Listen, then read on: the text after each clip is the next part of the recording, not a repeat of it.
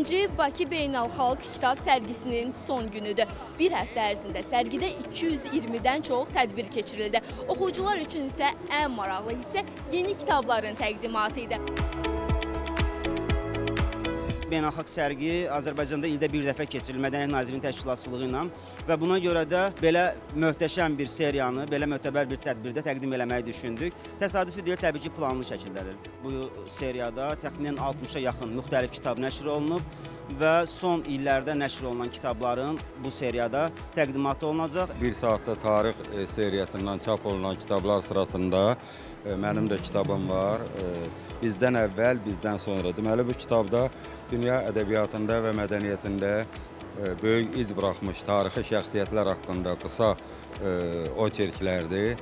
Ədəbiyyatdan intihara, dünya ədəbiyyatında intihar etmiş yazıçıların həyatları və şəxsiyyətlər arasında paralellər aparan bir kitabdır, təhlili bir kitabdır. Yazıçılarımız, şairlərimiz, dünya yazıçıları, dünya şairləri şəxsiyyət olaraq da həmişə oxucu üçün maraqlı olub. Ədəbiyyat oxumur anlayışı, tutaq ki, bir 15-20 il bundan qabaq aktual idi, amma bugün aktual deyil. Nəyə görə? Çünki artıq oxucu yetişir, yeni nəslin öz oxucusu formalaşır və ədəbiyyata maraq var.